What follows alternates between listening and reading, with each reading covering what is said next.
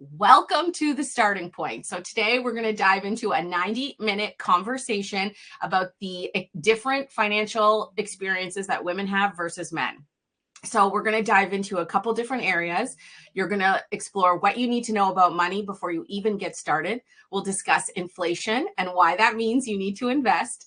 And we'll look at small percentages and how they have an outsized impact on long-term investments. And we will also talk about realistic retirement scenarios and their implications for women and investing. And you will get your chance to get started right away because in this event, we're going to complete 3 exercises to get you set up on the right path. So let's get started. My name is Jenna Clockley, and I am the Director of Membership and Community here at the Canadian Women's Chamber of Commerce, or CanWCC, as we call it for short. My pronouns are she, her, and I live and work on the unceded and unsurrendered lands of the Anishinaabe, the Cree, the Ojibwe, the Dakota, and the Dene peoples, and home to the Métis Nation, covered in Treaty 1, colonially known as Winnipeg, Manitoba. And if you're looking for the lands you are on, you can visit native-land.ca for the treaties and original keepers of what is currently known as Canada. The Canadian Women's Chamber of Commerce is the first and only chamber of commerce for diverse women identified and non-binary business owners in Canada. And as a chamber of commerce, we represent your needs with the government, and our position and title as a chamber give us access to the people who impact change. We exist to improve the quality of life for the over 1 million entrepreneurial Canadian women through advocacy with policymakers, and we aim to build a healthier and more inclusive Canadian economy. We are here to amplify the stories and the voices of diverse women and non-binary entrepreneurs and to fight for their economic equity. And now let me introduce you to your host today, longtime CanWCC member, Kristine Beese, the international award-winning founder of Untangle Money. Kristine talks about the unintended consequences of a financial system built for the typical male. She shares captivating stories about what women need to know about money and what women can do differently to align their day-to-day spending with their long-term goals so that women can make the best financial decisions for themselves. Equipped with research, insights, and experience, Kristine is a credible and compelling resource that regularly educates audience on why gendered financial equity is critically important. As the CEO of Untangle Money, Kristine's goal is to get an affordable, unbiased financial plan into the hands of every woman to equip them with the financial confidence they need to know the next steps they need to take. Kristine has an MBA from Ivy Business School and an engineering physics degree from Queen's Engineering. And she is a former national level figure skater. So thank you for being here, Kristine, and welcome. Thank you so much for having me. And thank you for being bearing with my technical difficulties. That is peak imposter syndrome when I am starting a fintech company and I can't get the technology to work. So I appreciate everybody's patience on that. I do want to start off by saying how proud I am of all of you for being here today and for learning more about money, how it impacts you and how it impacts your employees. This money can be an uncomfortable topic, especially the research shows more for women. And so I really want to commend you for diving in. The other thing I want to start by saying is that I'll be discussing finances in binary terms of men and women, only because sadly that's the data that I have, and it's already limited in and of itself. But if I generally extrapolate from other data sources, the more intersectionality you experience as a person, the greater or the more likely the impacts that we're discussing today also impact you. And I would like to say it's likely our process and the way we look at finance is probably beneficial for anybody with an untraditional path, be that because of any of our diversities or because we've chosen that for ourselves. So I just want to make sure I note that. If at any time I haven't been clear, please stop me. I did learn a lot of shorthand from my time being in an industry, as you do being in any industry for a long time. And I have done my best to remove that jargon. I've gotten a lot better, but sometimes these things still slip out. And my goal is to help you understand and not to confuse or intimidate you in any way. Having said that, I can see the chat a little bit on the screen, but while I'm presenting, it is on my other screen. So Jenna can kindly interrupt me and share questions, or you're welcome to unmute and ask questions as well. I do want it to be interactive. It's more fun when we kind of talk. In lieu of land recognition, I want to highlight two important Indigenous women. Joy Henderson is a Black Indigenous activist who's a child and youth worker, and a child and youth worker. She shared how challenging it can be to show up as herself in spaces in Toronto, and that how she shows up impacts the care she receives. And I think as women, largely we can relate to being judged based on our appearance. And so I really recommend reading the article she wrote for The Star. It is a few years old now, but I think she does a brilliant job of putting you in her shoes, so that you can see what it's like to be judged on your appearance and then have that further compounded by your race. So I just really love the way she articulated it, and you can follow her on Twitter here. I'm not sure if that link still works because Twitter is a bit different now. The other woman I wanted to highlight was Nora Bernard.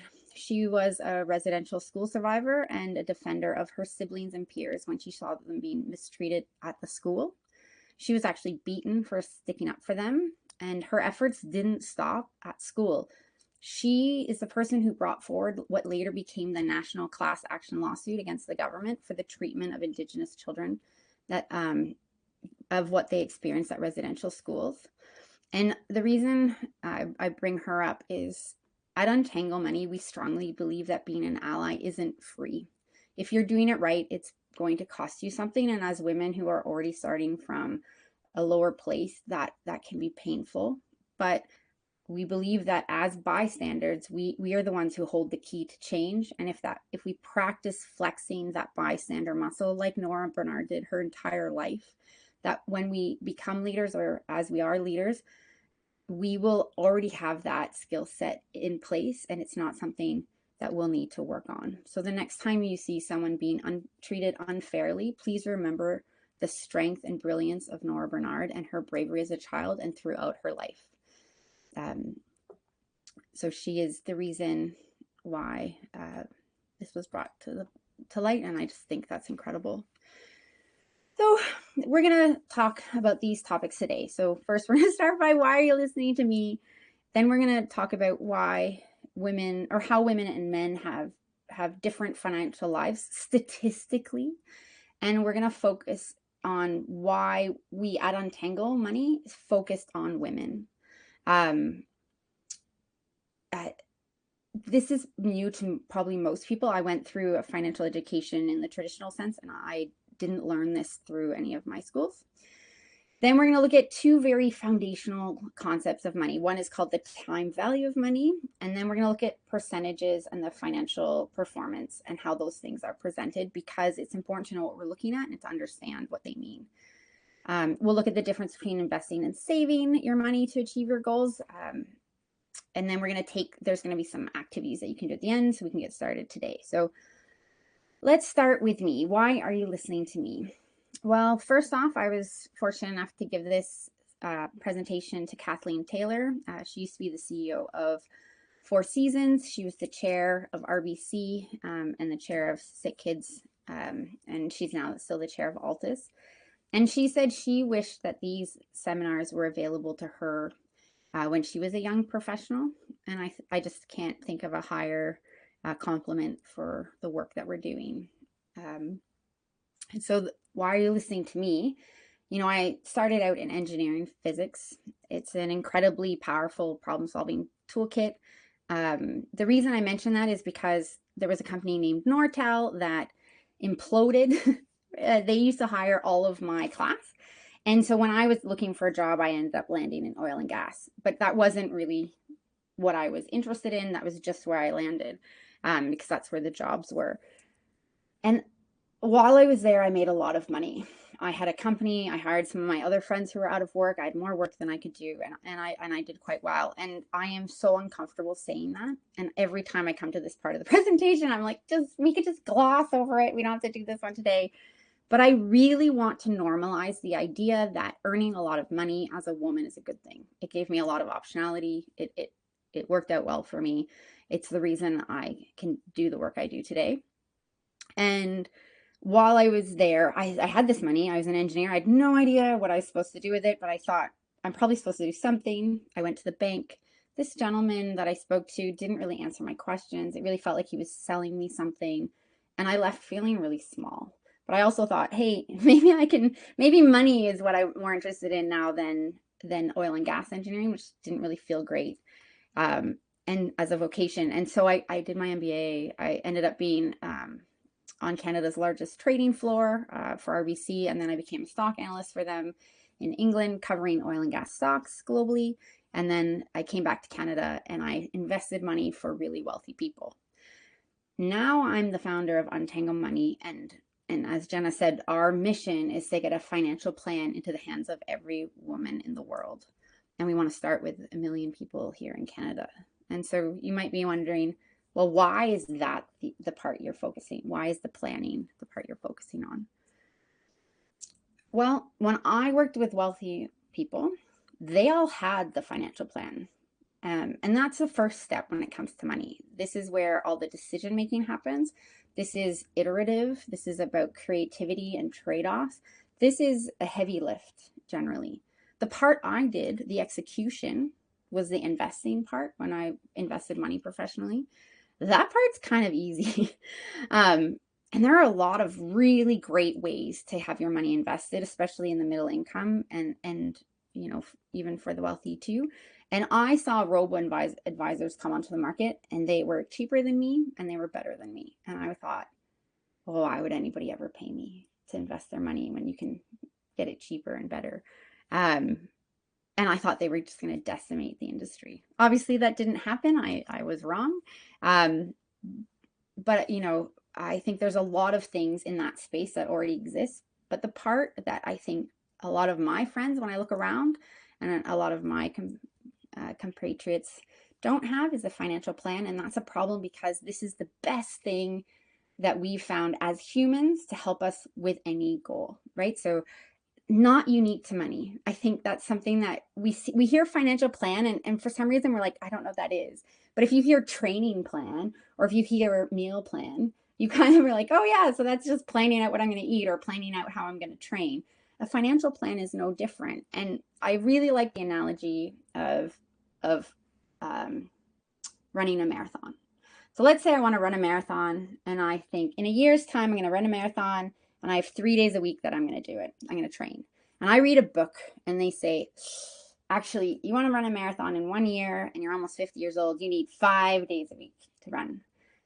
For anybody who's a runner out there, I have no idea if these are true or not. So I don't run. I haven't run a marathon. I don't plan on running a marathon. So these might be way out to lunch, but let's just pretend I know what I'm talking about. So 5 days, but I'd only set aside 3 days. So I have two choices. And this is where I talk about creativity and trade-offs and decision making. I can do two things largely. I can either find 2 more days to run and keep my goal of running a marathon, or I can say, you know, not this year. I'm going to run a 10K instead, right? I'm going to stick to my 3 days and I'm going to change my goal. So these things are iterative and they impact each other. And so I think a lot of financial planning that's out here is kind of one directional and kind of one dimensional. It's kind of like, and there you go. But it's not so much, well, that doesn't really sound great, and I'm gonna do it again. And so either way, a financial plan is the best tool we have to help you reach your financial goals, and we really want to make sure more people have them. So that's wonderful. Hopefully, can I get a thumbs up if you think a financial plan could be a good idea? And then also, let me see. And then I'm also wondering, can you put a 1 in the chat if you have a financial plan? And then I want you to put a 2 in the chat if you know how much you need to retire. Okay. While you're doing that, hopefully you agree that I have some expertise in the financial space and that we need a financial plan. And I see that some people have them. That makes me very happy.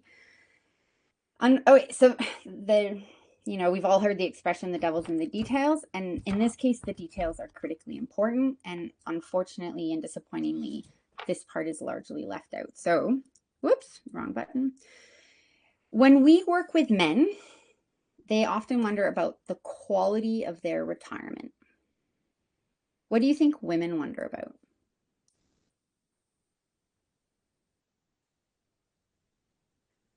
They often wonder if they need a roommate. Yes, Megan. Yeah, young. Perfect. In fact, most women today in Canada spend the last 5 years of their life at or around the poverty line because they've outlived their money. And we think that that's very frustrating. So why does this happen? Let's look at Sandra and Owen. Statistically, Sandra goes into an industry that pays less overall. She's going to be paid less for equal work. She might leave for care work, and she's more likely to work part-time. This is the salary curve for men and women who have a degree of some sort in the United States. This is US data. And the first time I saw this curve, I was like, this is awful. So just to kind of orient you, this is $80,000. You can see that Sandra has between 10,000, and over here, $20,000 less. I'm just going to move the chat. $20,000 less than Owen, $10,000 to $20,000 less each and every year for more than 25 years. And when I look at this as an investor, I can't use the same strategies for Sandra that I can use for Owen. And Sandra needs more money at retirement than Owen because she's probably going to live longer. So this is a hard problem. Now, remember, I sort of peacocked that I was very successful when I was young. When I saw this curve, I had decided that the wealth management industry was probably not going to be around for very long. I joined the Return to Base Route program, and I was interning at BMO. I had just had my third son, and I was making the least amount of money that I ever made, and I was 40 years old, and I started to cry because I thought I had taken all the steps I needed to prevent this. And Katie Taylor, who I opened the presentation with, jumped in at the end of the presentation I gave to her and said, even at the highest levels, this is true. She said nobody told her that she was radically underpaid as a CEO. And most people don't have a lot of sympathy because, she made so much more money than other people. But compared to what she was worth and what the market said people of her caliber were worth, she was grossly underpaid. So this slide really hit me like a ton of bricks. And the next slide's not that much better. Bank of America was kind enough to sort of add up all of these changes. So one of the things I like to say is, when I was interning, because they put me back in at such a low level, I probably wasn't being underpaid relative to my peers, but my peers were now 15 years younger than me. And the peers that I had coming out of my MBA were, much higher. And so the pay gap doesn't really represent it. And that's why I like these terms better. So Bank of America republished this data and shows that, again, in the US, it's about $1 million over the course of a career that women earn less than men. And a Harvard professor wrote a book called Shortchanged, where she highlighted the wealth gap, which the gender wealth gap is just that for every dollar men have in net wealth, women have just 32 cents. And this gap is growing. And it's these charts. These are the charts that made me start Untangle Money, because I felt like there was something different about being a woman in terms of my ability to earn money and wealth over my lifetime. But no one had ever explained to me that it was this large. And all the stats I saw really diminished the consequence of this. And I think that's repugnant because this is massive. I am not alone in thinking this. The World Economic Forum years ago said that the planning for retirement should look different for women and men. And in fact, if Sandra uses a plan built for Owen, she will fall short in retirement. Retirement systems providers should provide women or should work with women differently. We agree. And employers should review their benefit systems through a gendered lens. And I would argue across all benefits, but we're talking about financial planning, to ensure that it meets the needs of both sexes. And I would say all sexes. Again, it's hard because we don't have very much data on this, and we don't have hardly any data on non-binary individuals. So that makes it challenging. However, that's not an excuse, especially when the sources we do have paint such a stark difference. And then the largest investment management company on the planet called the retirement crisis a woman's crisis. So we're just gonna invoke some Taylor Swift, and I just want everybody to stand up and just, get rid of that. I really want us to know, we can't change what we don't know. And I know that sucks. And there's no reason why, the work that Jenna does, the work that we're all doing is pushing against this. And I hope we can eradicate this. When we measure it, this change is not happening very quickly. In fact, for the first time, we saw a larger pay gap. I think it was this year when the numbers came in. So it's the first time the pay gap's gone the wrong way. And we're still so far away. So Untangle Money works to create financial plans that work for average women, females, femmes, and any under-recognized person who feels that their lives aren't represented by Owen.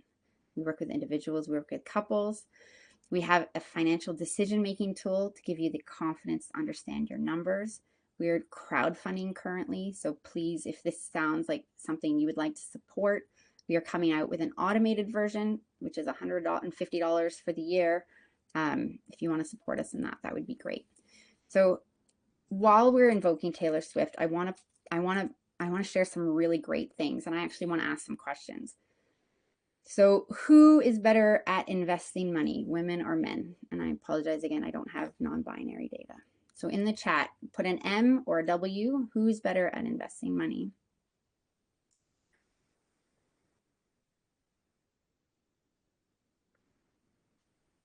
Yes, you are totally right. This is probably the first audience that I've spoken to that knows this. So well done. I would love to know how you or hear where you learned this from, but I just love it. We know, I don't want to disparage men, but I really want to push back against this notion that money is the domain of men. Women are better at saving, and women are better in investing. The three things that we need to do better, and we need to tell our sisters and our besties and our moms and our daughters to do better. We need to start earlier. We need to sit on less cash. We need to get that money working for us. We need to invest in portfolios or financial bouquets that give us a better return, so that work harder for us. So let's talk about what we can do differently. So starting as early as possible. Why is this important? Today is the youngest you're ever going to be, right? So that's why we're going to start today with some of these activities. Sounds like some of you might actually have some of the activities done already, which is wonderful. But this is why, right? If you invest $100 when you're 25, it can 10 times. You can make it 10 times your money by the time you're 65. But in that, pretending you're at the same condition. So if I'm 45 and somebody else is 25 and we both invest $100, at 65, she'll have 10 times her money and I'll have 3 times my money. That means it's 3 times harder to start in your 40s than it is to start in your 20s. Don't worry if you're in your 40s or later. Time is the biggest advantage we have, and we tend to have a lot of time. I just really want to have a biased action. I want to compel you to do something today. Have a plan. We are twice as likely to get to our financial goals if we have a plan. This is the best tool we have for money so far. Where can I get them? I can get them for free from insurance companies and mutual funds. Sometimes the problem is insurance, you only buy a couple times in your lifetime. So you only get these, just like your physical health, you want to check in with your financial wellness once a year. You want to make sure, and then you kind of want to see what trends are coming. So one and done is not a great idea. What's the problem with mutual funds? we'll cover that in a bit later, but Canada pays the highest fees for mutual funds of almost any country on the planet. We're behind India and China. So it can be a very expensive proposition. So, things aren't really free. You can go to a fee for service financial planner. These average, I think they're about $2,000 on the market today. So that is really hard to afford every year for the average Canadian. And of course, we also provide the Untangle Mini, which is wonderful. So what are we trying to do with the Mini? Now, so I'm showing you Sandra. We show her her budget square, which is, we break it into 5 buckets. And then below I show her her future money, which is her shark fin. And it's hard to see, so I apologize, but I'm shifting Sandra from a financial bouquet that's 50-50 stocks and bonds into a financial bouquet that's 80-20 stocks and bonds. And I'll go into what that means in a moment. But I'm getting her money to work at 4.5% per year to 6% per year. And I hope you can see at the top, the very top number in the light green here is her flex money. That's how much money she can spend flexibly. And in the second scenario, not only does here she can see there's this is where we want her to get to in the gray. And here you can see she gets there. So not only has she now fully funded her retirement, but she's also done it by putting less money to work. She doesn't need to put as much money. You can see this green part. This is how much money she's putting in. The pink part is how much money she has, the interest and the return on her investment is working for her. And you can see that this is lower, which means she ends up having more money she can spend today.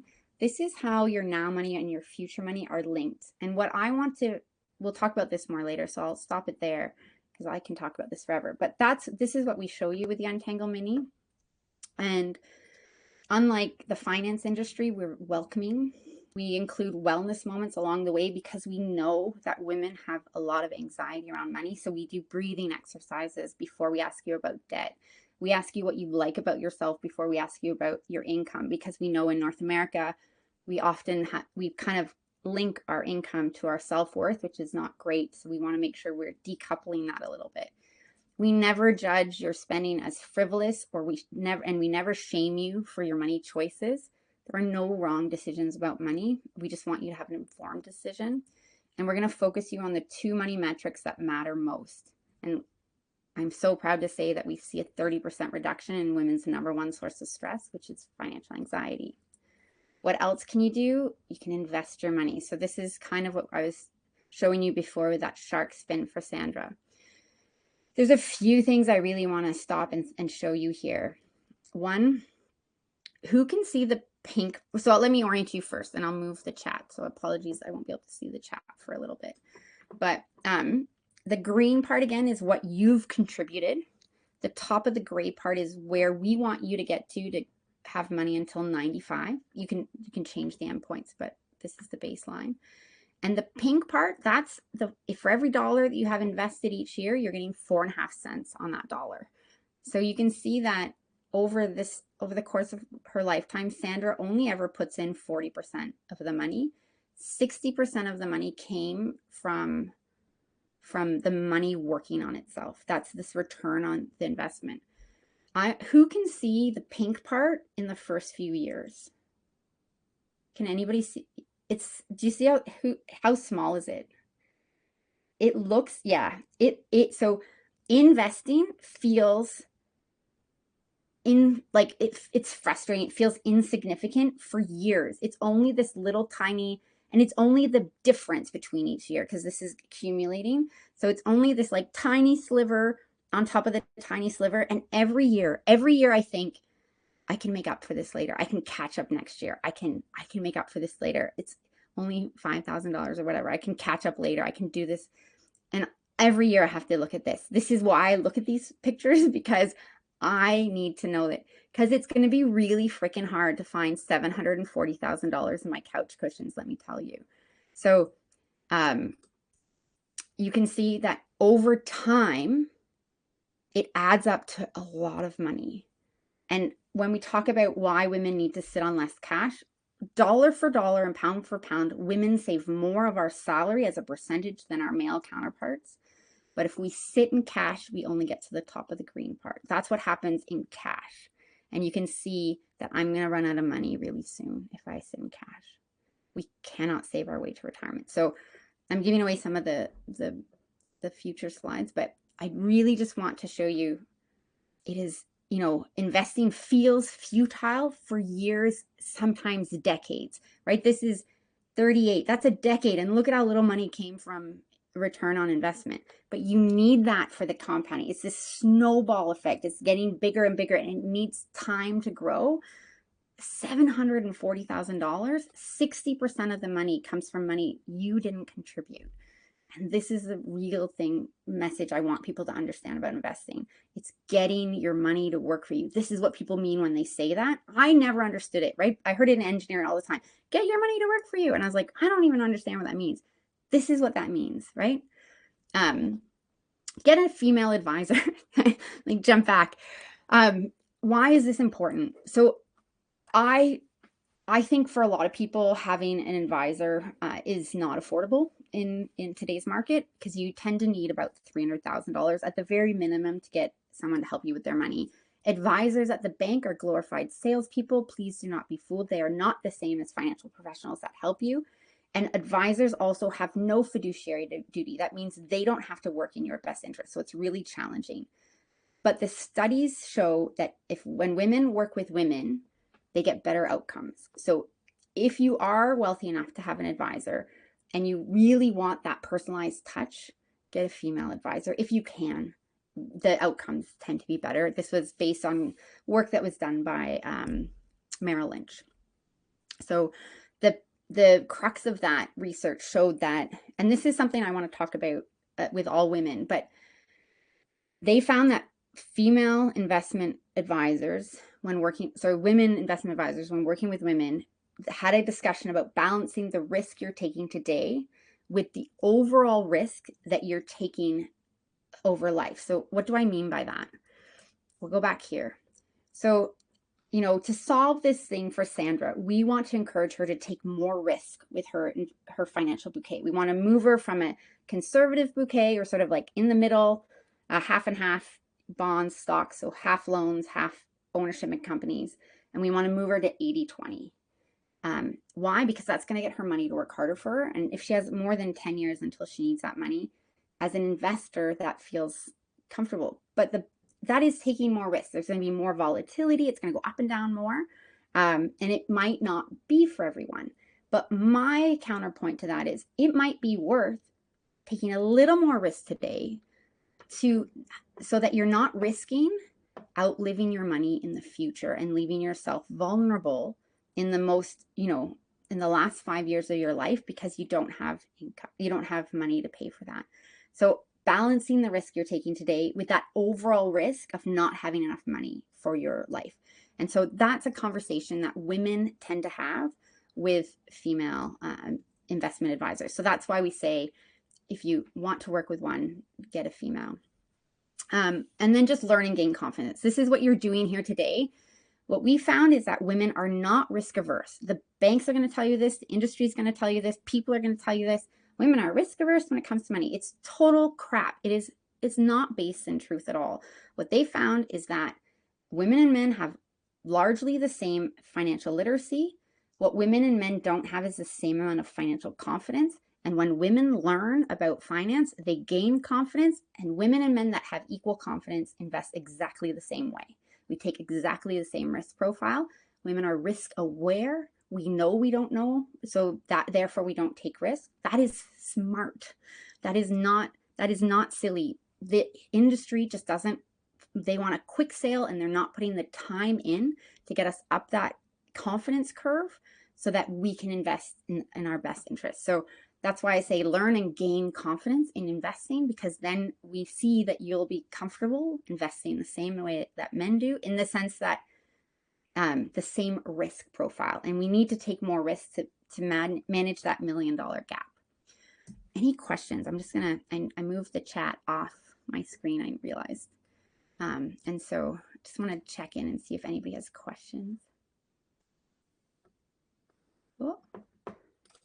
No? Okay. Carrying on. Okay, so time value of money. I love how like la-di-da and frou-frou this sounds. We've all heard of this, right? Time value of money is the idea that things change in value over time. It's most commonly referred to as inflation.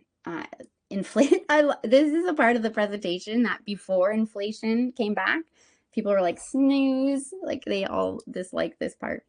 But now it is very, it is very part of day-to-day conversations. It's coming back down. It's back down at 2%, but last year it was 4%.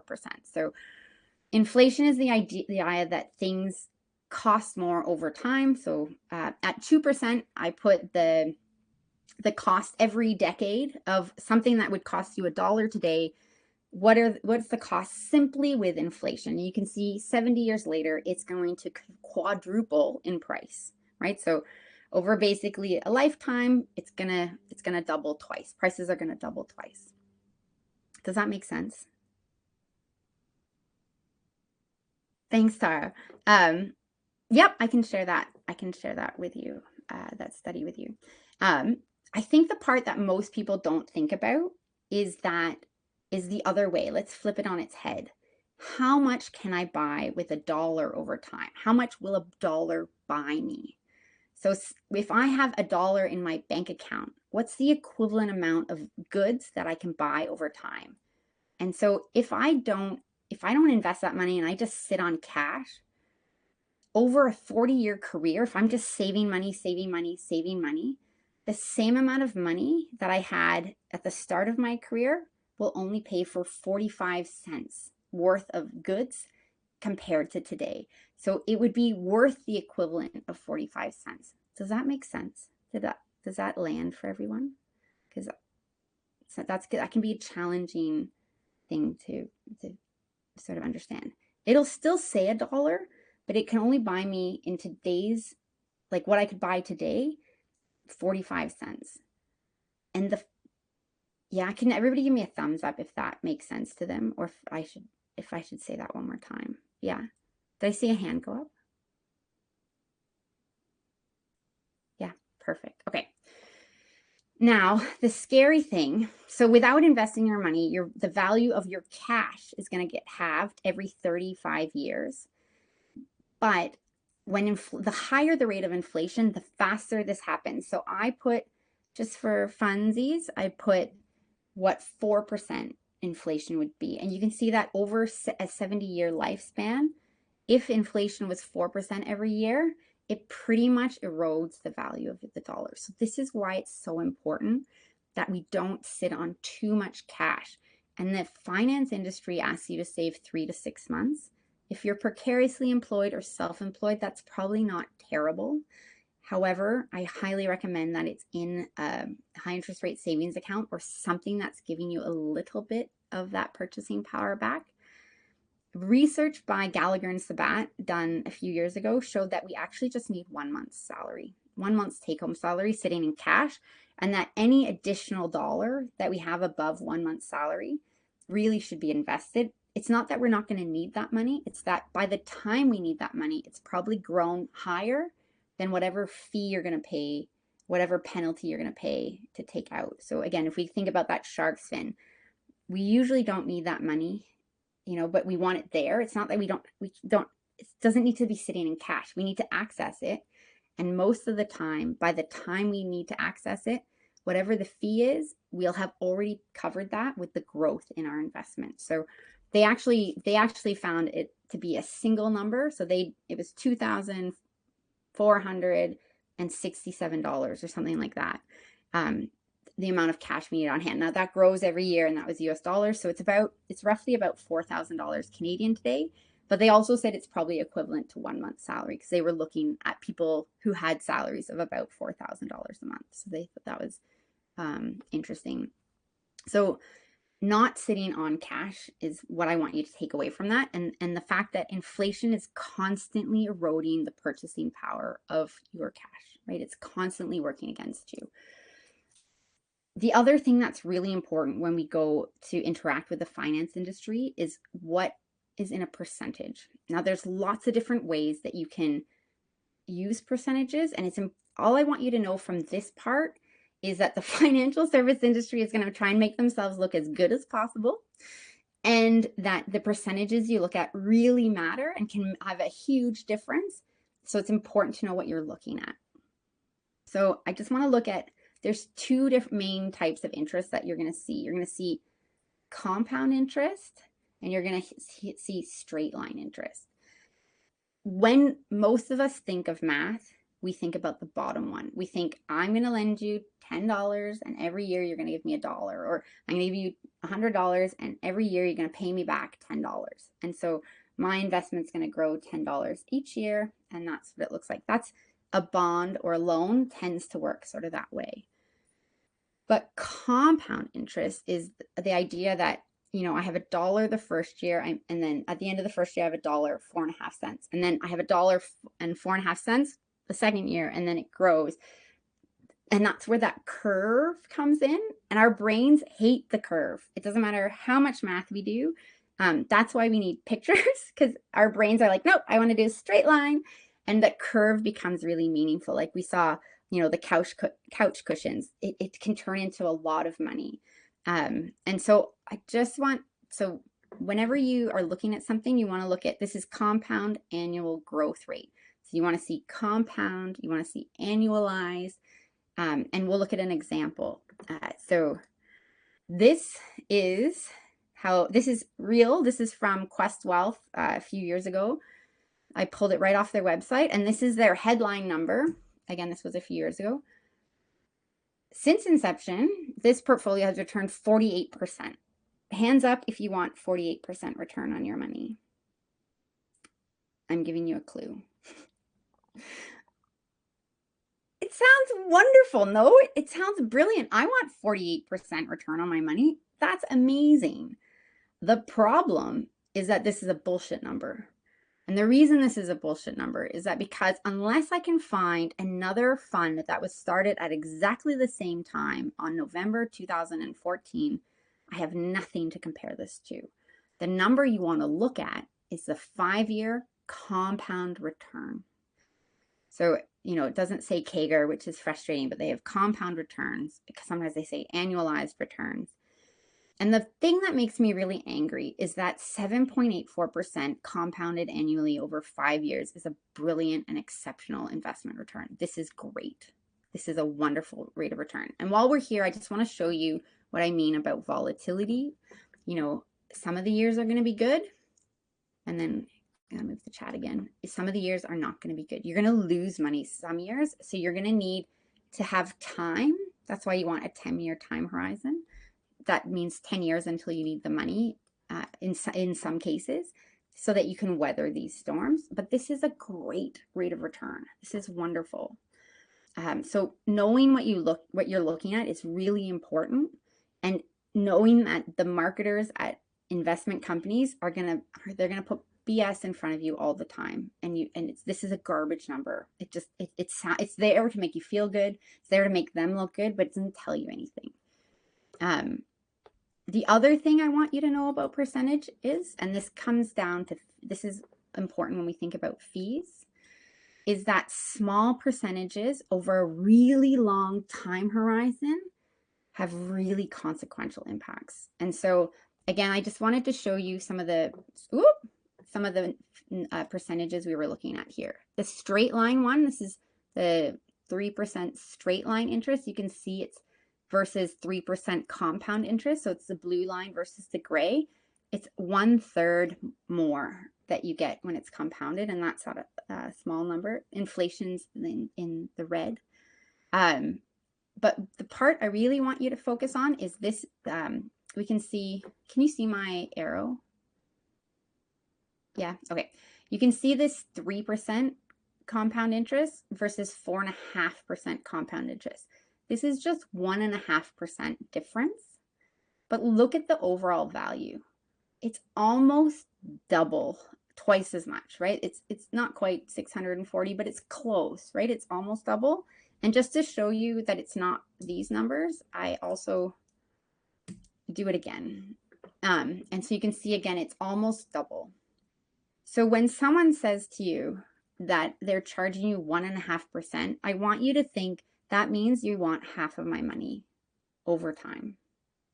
That means I'm going to give away half of the money that it's earning over time. And it sounds really small, 1.5%, no big deal. You get to keep 98.5% of your money. No, but it's 1.5% of the part that's growing. So that's half of the money. And it's 1.5% on the years where it's not going up as well. Like we saw, they don't always go up. Any questions on that? And so in Canada, the average mutual fund fee we pay is over 2.2%, way more than 1.5%. It was 2.27 in 2023. Like I said, some of the highest fees in the world, it's about twice as much as they pay in the US. So really, really important. Canadians pay the most. And so we talked about this a little bit earlier, but I want to talk about investing your money versus saving your money. And we're going to use an example. So I need all of you to give me put your guessing hats on. There are no wrong answers here. Most people, part of the reason that they're investing money is to save for retirement. And some of you said you know how much you're going to need for retirement, which is great. So let's use an example to make it a little bit more real. She is 26, Yana. She's a product manager. She's engaged to be married. She makes about $80,000 a year. And so she needs to live, she's going to retire at 65 and live until 95. How much money do you think she's going to need? And so just because you might have heard this before, 70% of her income is about $55,000 a year. How much does she need for retirement? What do you think? You can throw numbers in the chat.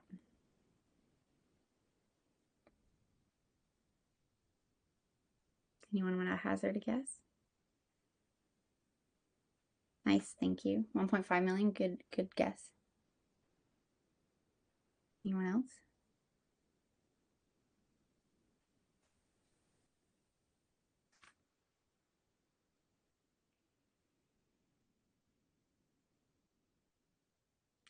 Just so you know, I was wrong when I got this. How much does she need each month? Oh, interesting. Haven't thought of that.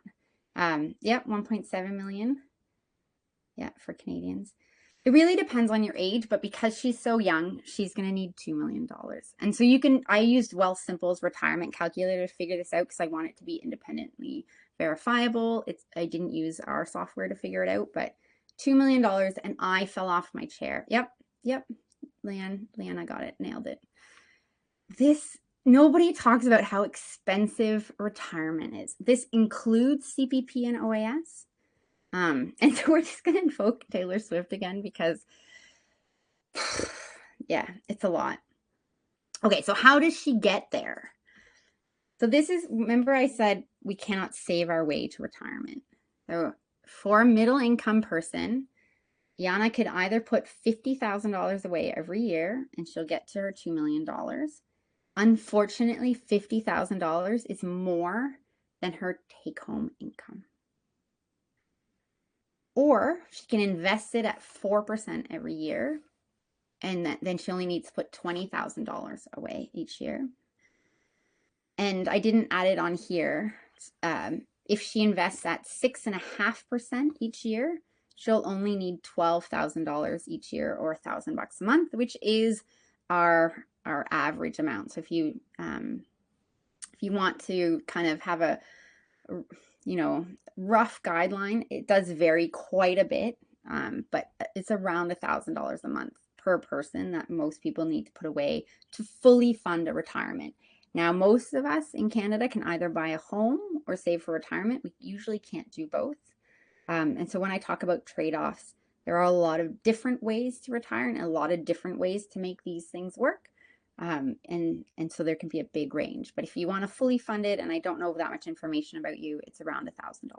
If you're older, the number will be lower because there's less inflation, and so there's less time.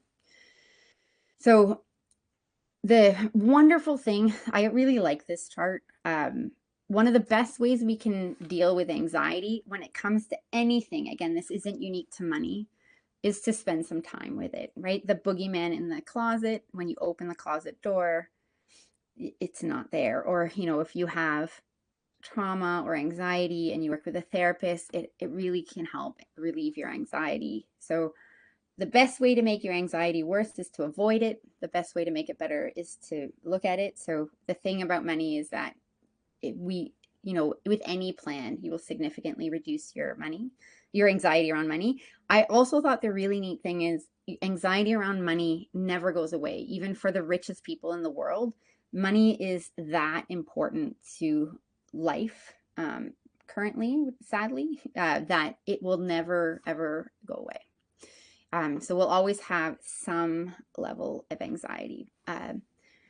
The other thing I like about financial plans is that starting today can help you manage the expectations around what your retirement might look like. So thumbs up if you think a Golden Girls lifestyle could be for you, and thumbs down if you're like, absolutely not, I never want to live with another human being in my life, right? Thumbs up, I had a great time in camp, or I love living with friends, like it's going to be amazing. Thumbs down, absolutely not.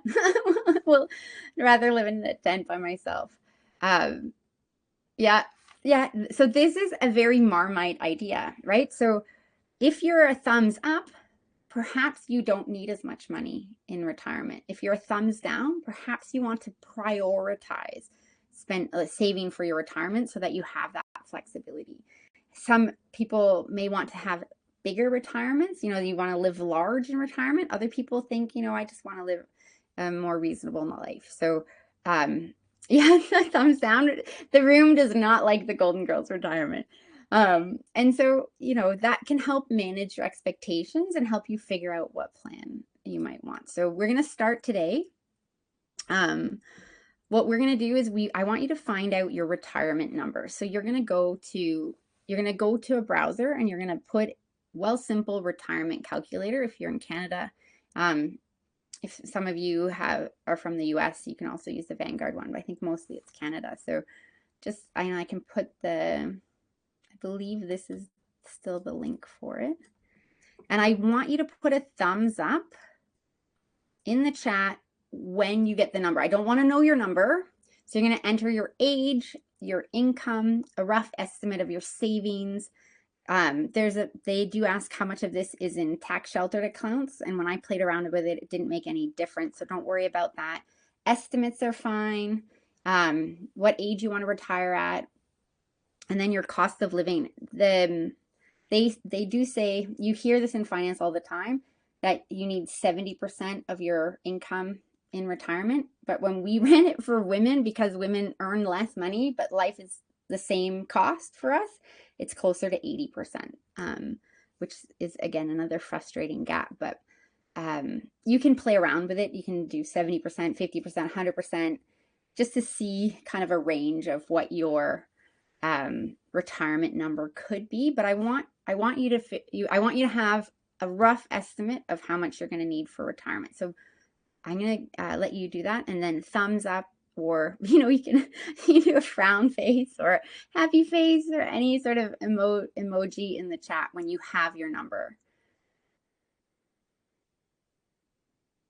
And if anybody has questions, it's also a great time to ask them. I fell off my chair when I saw mine. I'm like, and I should know better, coming from finance. But I had never done it before. I just had not looked at it, and I was like, and so I do want to ask a bit of a rhetorical question. How are you going to get there if you don't know where you're going? Right? Yeah. So I think from some of the reactions in the chat, maybe we were surprised by it. And I was certainly surprised by it. So I'd love to know if it was surprising. Did you think it was that much? How does it make you feel? And then we're going to do another activity.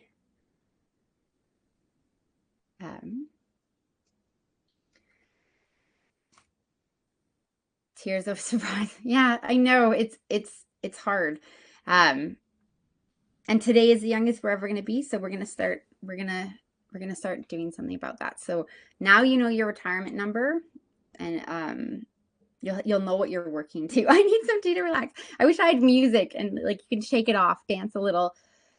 We're going to do an exercise. I want you to open your calendar app and I want you to make a recurring invite on the 1st. So November 1st, you can do it at like 4 a.m. or 6 a.m. as long as it's not going to wake you up. Let's put a calendar invite and it's going to be recurring. And you're going to title it, I am great with money. You can title it, I can be trusted with money. I want it to be a money mantra that resonates with you. And I want you to see it once a month because the world is going to tell you that men are better at money than you are. And we are great at money. We are great at money. And then I want you to keep that open because we're going to do a little activity inside of that. And so one of the really interesting things that comes out of the research around what we can afford with money is that we need joy from our spending. And when we don't have joy from our spending money, we will revenge spend. And this is human. This is not gendered. This is a human tendency. And again, like most things, it's a spectrum. Most of us land in the middle. Monks are on one end. People who have struggled with spending are at the other. The rest of us, we need about 20% of our money to spend on things like food, clothes, gifts, all the things and everything else. And if we do not get joy from that spending, we will all revenge spend. We will go into debt. And so one thing that we don't do well is we don't kind of weed our subscriptions. So I want you to say inside there, I want you to say, I am so proud to be able to purchase for myself these subscriptions. And I want you to put the after-tax price of any subscriptions that you have. I just put some here. And I want you like just go through your credit card statements, see the recurring amounts. And I want you to just and I want you to be happy about this. I want you to be really joyful about this. And I want you to then once a month, when this calendar thing comes up, you're going to go, whew, I am good with money. And I'm going to scan down the list and I'm going to say, ooh, there's nothing good on Netflix. And I'm going to stop myself right there. I'm going to go cancel Netflix. And then I'm going to spend $24 buying myself something that I want that's going to bring me joy. It could be a coffee, it could be a book, it could be flowers, could be nails. I don't care where it is. I want it to float your boat. And I want you to notice the difference between intentionally spending money and leaving something to language, because I can tell you the average Canadian woman gets $4 at the end of the day that she can spend on things. And there's no point wasting 6 hours on Netflix if it's not going to bring her joy.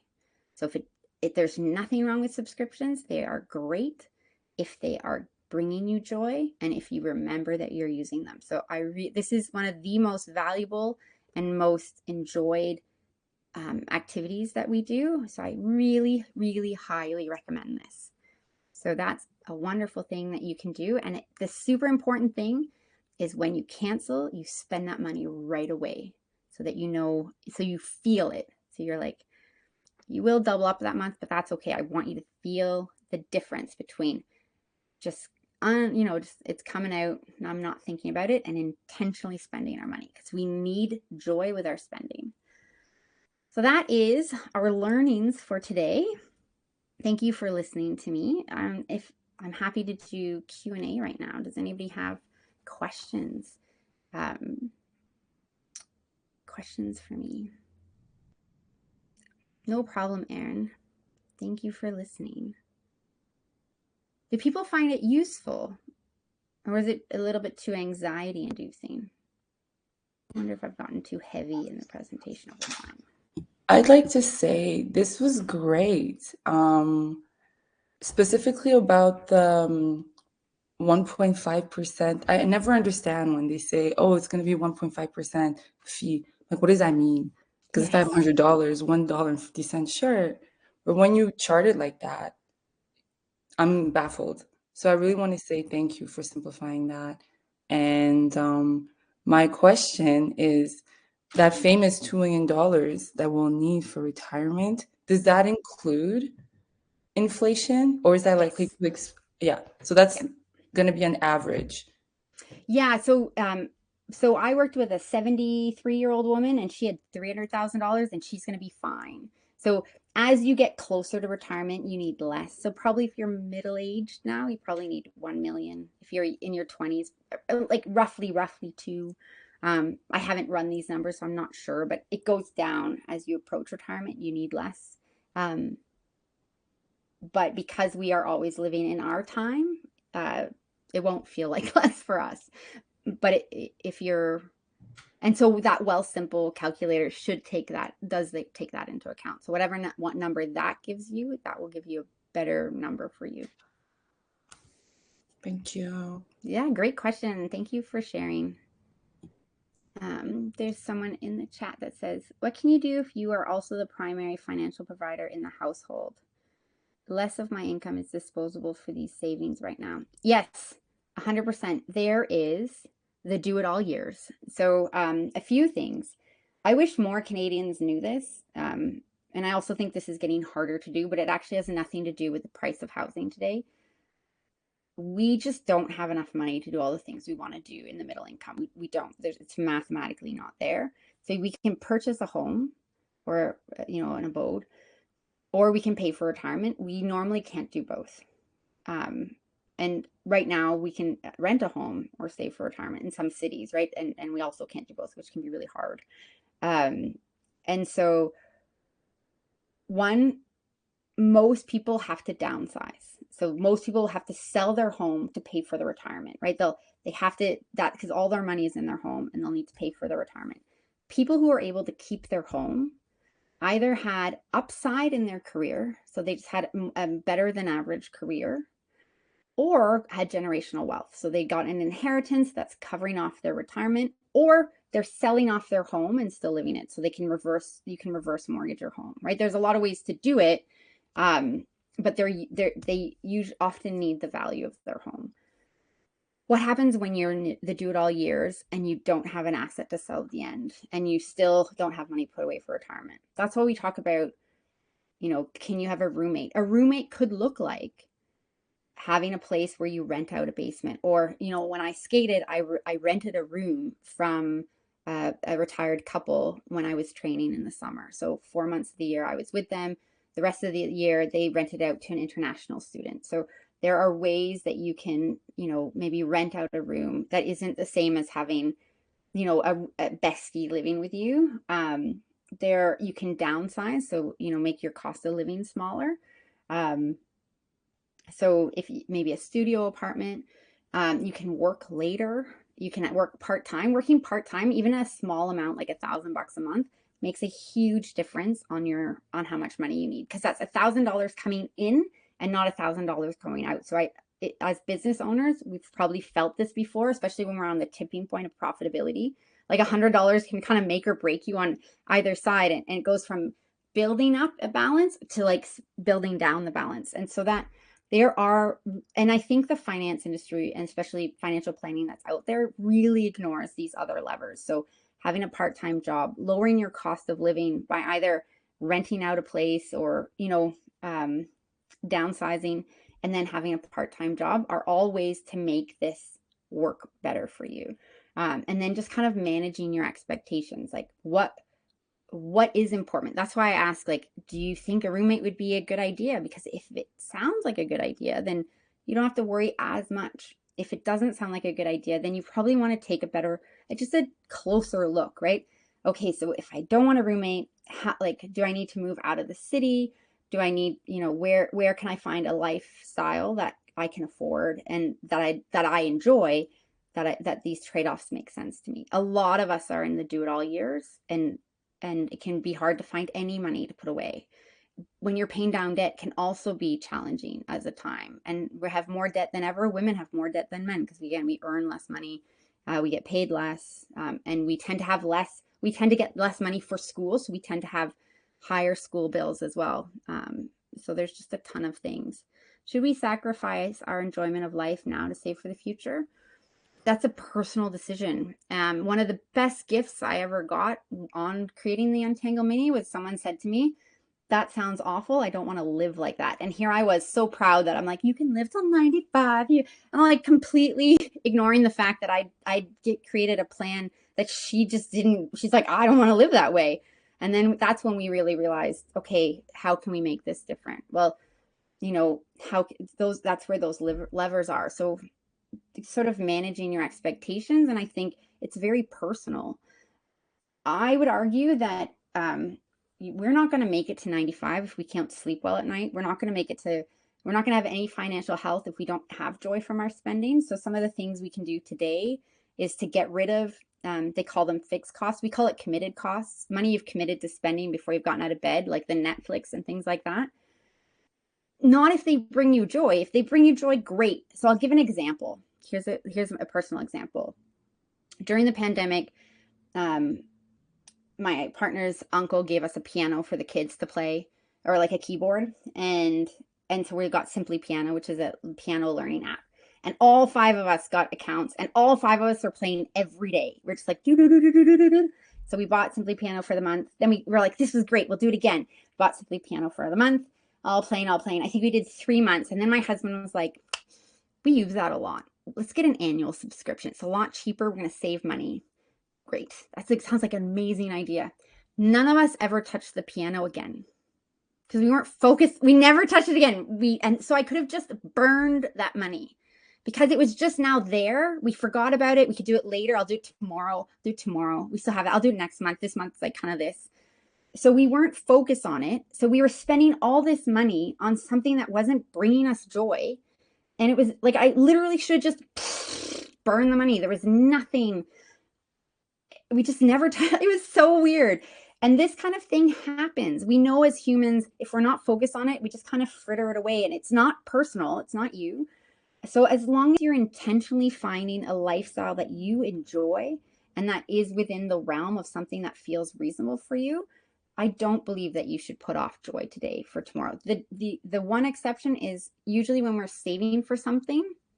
Here's another example.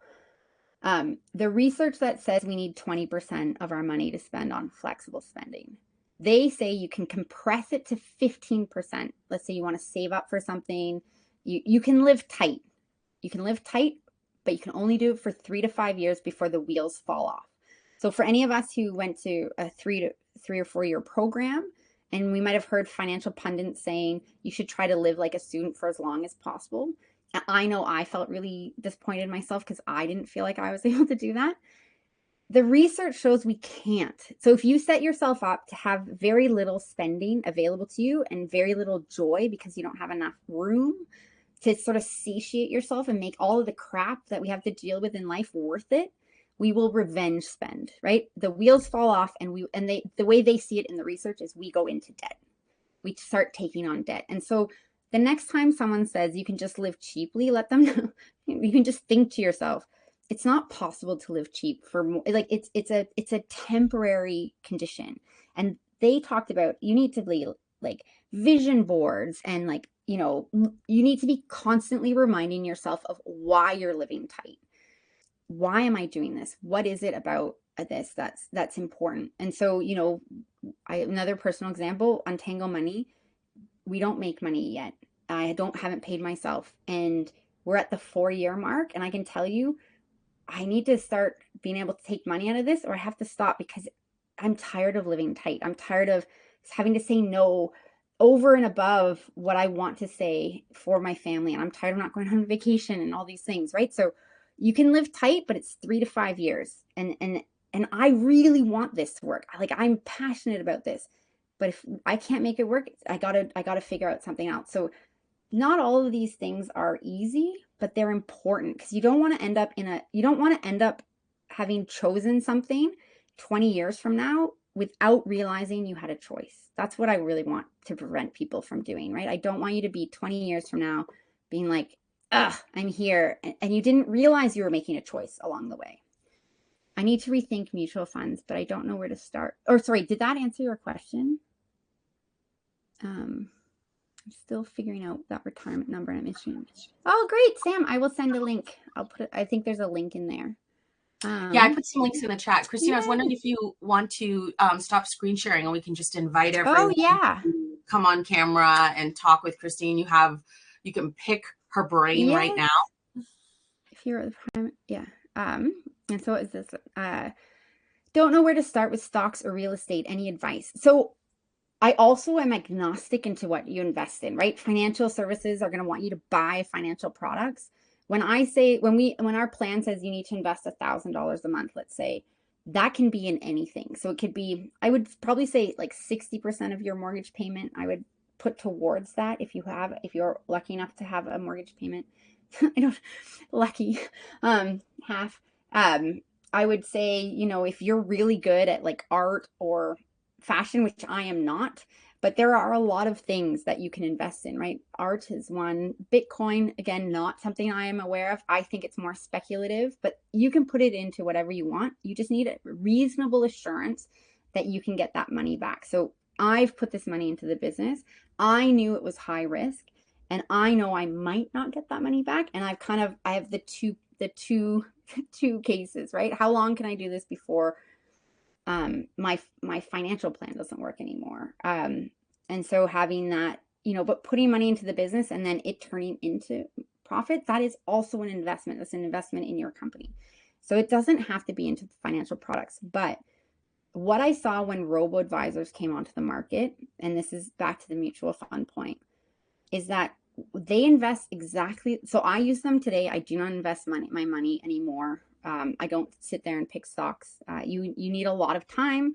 I think you need to have something that makes you have an edge on the market. So, when I worked in finance, we had certain subscriptions and we paid attention to certain dates and figures, and we knew what that meant before that. So when that number came out, you knew exactly how you were going to execute either way.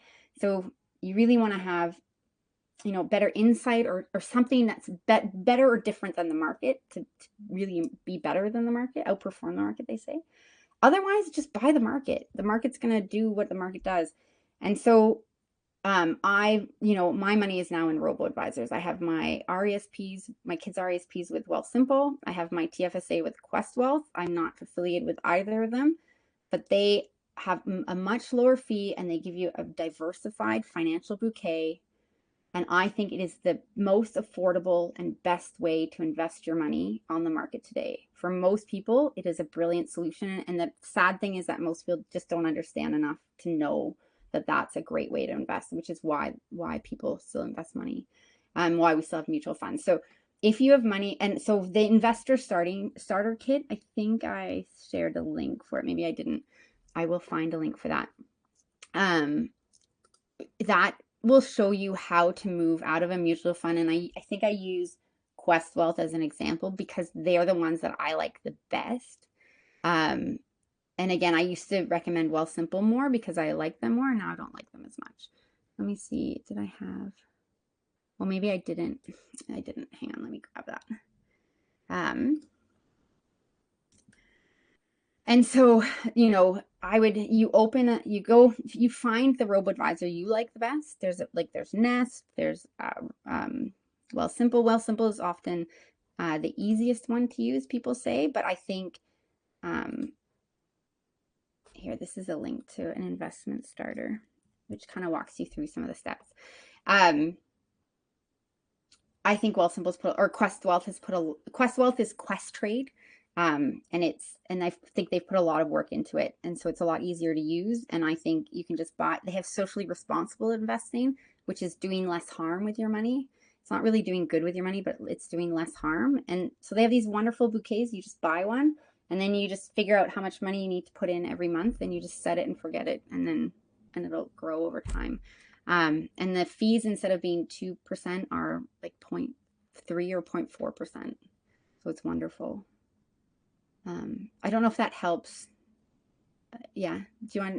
Check out the link and that will it's broken down into more steps. Then we talk about like our concept of accounts are just a vase.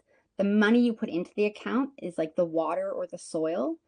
Please don't do what I did. The first time I opened a TFSA when I was an engineer, I opened an account, I put money in it, and I was like, I'm invested. And I had just put water in a vase. and I didn't buy anything to grow in there. Like, you got to put flowers or something in there to grow, right? So I was just still sitting in cash, and just now my cash was, you know, sitting inside an account that I paid for. Like antithesis of what you're supposed to do. So make sure you're growing it, like buy something with it. And so I like these bouquets. So bouquets are like mutual funds or ETFs. The robo-advisors pick a bunch of bouquets for you, and they stick it in your vase, and then you let it go. And I really like the way they invest. So that's how I think about it. Any other questions? Yeah. I have a question. You kind of alluded to it a little bit. I was wondering if you work with families. Yes. Yeah. Our app is for individuals probably until the new year, because it will come out in December. And in the new year, we'll do couples, but we can work with you. Or you can also just put it in as both people and then double the CPP and OAS. And that's like a workaround, but we weren't able to get quite, what I might try and do is write a blog that'll explain how you can use what we were able to develop for an individual and then kind of use it for a couple. But yes, about half of our clients are couples. And the thing that I really like, and couples that also have children, the thing I really like about it is that you have a shared language to talk about money, and you have a shared understanding. Because the first thing we do, because you're not a financial professional, the first thing we had to do was teach you some of the fundamentals.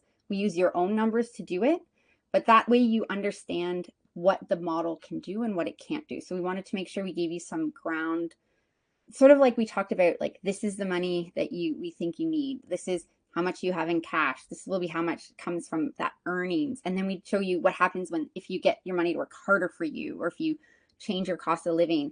That way you can see what all these different levers do. And then we let you play, and you can personalize and figure out, okay, well, I'm not really keen on this scenario. Like, I don't want to change my cost of living, but I'm willing to get my money working harder for me. Or I'm not keen on changing either of those, but I'm happy to work till 70, right? Like, you figure out what combination works best for you. But I really like that shared language and the shared understanding of what levers there are, and that there's no wrong choices, in the sense that there's nothing wrong with spending money on things that bring you joy. You just can't spend more than you have, right? So, and we really want you to focus on what brings you joy and try and get everything else for your cheap. Because when we fill our bucket up, it's awesome, right? We feel better, and then the other things become less important. I don't know if that answered your question. Yeah. Great. Would you do it? Just out of curiosity, you'd want to be able to do it for your partner and potentially kids? Is that? Yeah, this would be, when I think about investing long term, I imagine it as a couple and a family, rather than myself. Just I would also, thank you.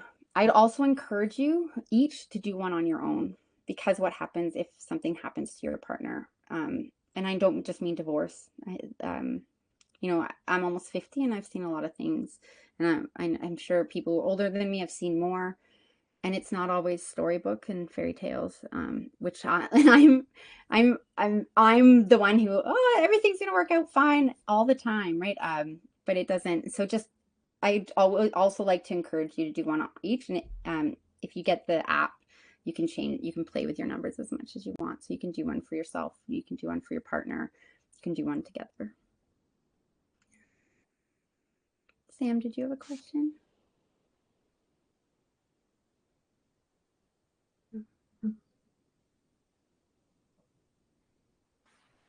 Any other questions? Yeah, Sam was just typing, said, I'm obsessed with financial autonomy and connection financially. Yeah, sorry, I'm working off my phone, so I'm like having to flip my phone and write, and I'm sorry. That's okay. So yeah, there's two things. One, of the financial autonomy, just what you brought up there about families. I love what she just said about wanting to consider, your partner and your kids in the future. But your response right on the tails of that is really important part of the mix to me, is I'm obsessed with the autonomy part. I've been through the train wreck of divorce and all of that stuff. So it's not being negative. It's just being realistic. And it's not even assuming anything's going to fall apart other than knowing that we're all going to die. It's about making decisions for yourself, right? Yeah. But I am very curious about the products that you're offering. A financial plan is number one for me, and just this reiteration that if we're focusing on, we're going to be okay with it. I've been just in the last several months not been paying close enough attention, so the timing of this event was really, really great, and it's got me kind of wanting to dive back into it. So I'd like to look at the financial plan that you're offering, and I'd like to look at the crowdfunding for is it the app that you're doing? Is that right? Yeah, the crowdfunding is where you can buy the app. You can also buy it on our website. The crowdfunding is just a way to try and make some noise around it and try and bolster support for people who maybe aren't our target market. We really are focused on everyday folks, but what I learned is the financial plan that's out there is really designed for rich people. And how I explain it is like this: is if you have $10 and you want to buy 3 $1 items, I can do that. That's a prioritization exercise. 1, 2, 3. There you go. Thank you very much. I enjoyed that. When we worked with our first group of middle income women, we realized they also want to buy 3 $1 items, but they have $1 to do it with. So it's about what is important. And there are no right answers, right? Do you buy a home? Do you pay off debt? Do you invest for the future? Like which one? And it's probably a little bit of all, it's a balance. But I can't put my judgment and value on you, right? You need to decide for yourself where, some people are really focused on paying off debt, and that's great. Some people, and there's the mathematically optimized way, but there's also the emotionally optimized way, and you have to balance those. Those are both extremely important inputs. So we can highlight the math, but we also want to acknowledge the emotions, and you have to sort of figure that out. And so with $1, how do you juggle those things? And it's going to change over time. When I was younger, coffee, I was really obsessed with fancy coffee. Now I drink instant decaf, right? Like it changes, right?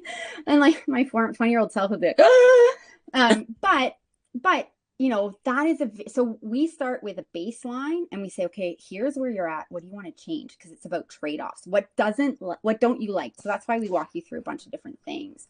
And so the financial plan that exists in the wild, it was made for rich men. And what we did is we wanted to make it for middle income folks, and we really made sure the assumptions work for women. And so we just use a much lower, we just assume you make the same amount of money you do today. And that's why we think it works for more people. And then we need you to keep checking in, because you're not going to make the same amount of money every time. So I hate to interrupt, but we are literally at time. I know we could probably ask Kristine 100 more questions. And I hope you all have a wonderful day. Kristine, thank you so much for this wonderful event. I learned so much. Honestly, I was sitting here calculating, I've made that event in my calendar. I've got my things listed in there now. So I am ready for this. And, just the work you're doing is so needed. So thank you so much for everything you're doing with Untangle Money.